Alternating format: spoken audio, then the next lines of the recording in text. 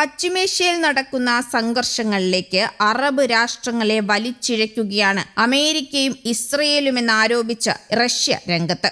ഇറാനെ പ്രകോപിപ്പിച്ച് അറബ് രാജ്യങ്ങളെ സംഘർഷത്തിലേക്ക് വലിച്ചിഴയ്ക്കുകയാണ് യുഎസും ഇസ്രയേലുമെന്നും ഇരുകൂട്ടരും വിട്ടുവീഴ്ച ചെയ്യുന്നതിന്റെ ഒരു സൂചനയില്ല എന്നും റഷ്യൻ വിദേശകാര്യ മന്ത്രാലയം വ്യാഴാഴ്ച പ്രസ്താവനയിൽ കൂടി അറിയിച്ചു. യുഎസ് ഇസ്രയേൽ ആക്രമണങ്ങളെ അപലപിച്ച റഷ്യ ഇറാനെതിരെ അടിയന്തരമായി വെടിനിർത്തൽ പ്രഖ്യാപിക്കണമെന്ന് ആവശ്യപ്പെടുകയും ചെയ്തു. അവർ ചില പ്രതികാര നടപടികളെടുക്കാനായി ഇറാനെ മനഃപൂർവ്വം പ്രകോപിപ്പിച്ചു. അത് അറബ് രാജ്യങ്ങളിലെ ചില ലക്ഷ്യങ്ങളിലേക്കുള്ള ആക്രമണത്തിന് കാരണമായി. മാനുഷികവും ഭൗതികവുമായ നഷ്ടങ്ങളും ഇത് കാരണമുണ്ടായി. റഷ്യ വിഷയത്തിൽ അഗാധമായ ദുഃഖം രേഖപ്പെടുത്തുന്നു എന്നാണ് റഷ്യ തങ്ങളുടെ പ്രസ്താവനയിൽ കൂടി അറിയിച്ചിരിക്കുന്നത്. ഇതിനിടെ ഇറാൻ ഇതുവരെ തങ്ങളോട് ആയുധങ്ങൾ ആവശ്യപ്പെട്ടിട്ടില്ല എന്ന് റഷ്യൻ വക്താവ് ദിമിത്രി പെസ്കോവ് മാധ്യമങ്ങളെ അറിയിച്ചു. 2025 റഷ്യയുമായി 20 വർഷത്തെ തന്ത്രപ്രധാനമായ പങ്കാളിത്ത കരാറിൽ ഇറാൻ ഒപ്പുവെച്ചിരുന്നു. എന്നാൽ നിലവിൽ ഇറാൻ ആയുധത്തിന് വേണ്ടിയുള്ള അഭ്യർത്ഥനകളൊന്നും നടത്തിയിട്ടില്ല എന്നും റഷ്യയുടെ സ്ഥിരമായ നിലപാട് എല്ലാവർക്കും അറിയാമെന്നും അക്കാര്യത്തിൽ മാറ്റമൊന്നും ഉണ്ടാകില്ല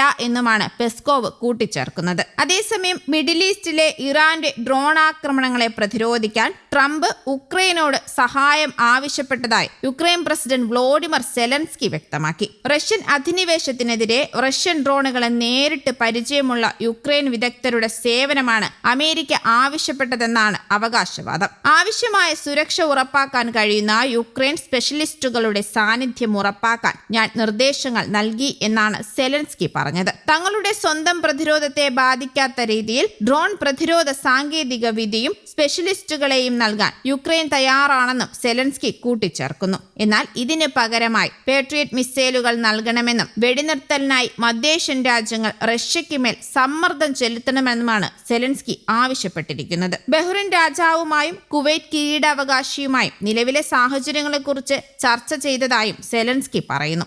ഏത് രാജ്യത്തിന്റെയും സഹായം സ്വീകരിക്കാൻ തയ്യാറാണെന്നായിരുന്നു വിഷയത്തിൽ യുഎസ് പ്രസിഡന്റ് ഡൊണാൾഡ് ട്രംപിന്റെ പ്രതികരണം. ഇറാനിലെ ഇസ്രയേൽ യുഎസ് സംയുക്ത വ്യോമാക്രമണത്തിന് പിന്നാലെ യുഎസ് ബേസുകളെ ലക്ഷ്യം വെച്ച ഇറാൻ ഗൾഫ് രാജ്യങ്ങളിൽ പ്രത്യാക്രമണം നടത്തിയിരുന്നു. ആക്രമണം രൂക്ഷമായ സാഹചര്യത്തിലാണ് പ്രതിരോധ നടപടിക്കായുള്ള സഹായ അഭ്യർത്ഥനയും എത്തിയത്. ഇതുമായി ബന്ധപ്പെട്ട് ഗൾഫ് രാജ്യങ്ങളിലെ വ്യോമപാതയും അടച്ചിരുന്നു. അതേസമയം ഇസ്രയേൽ അമേരിക്ക സംയുക്ത ആക്രമണത്തിൽ ഇറാനിൽ മരണസംഖ്യ ഉയരുകയാണ്.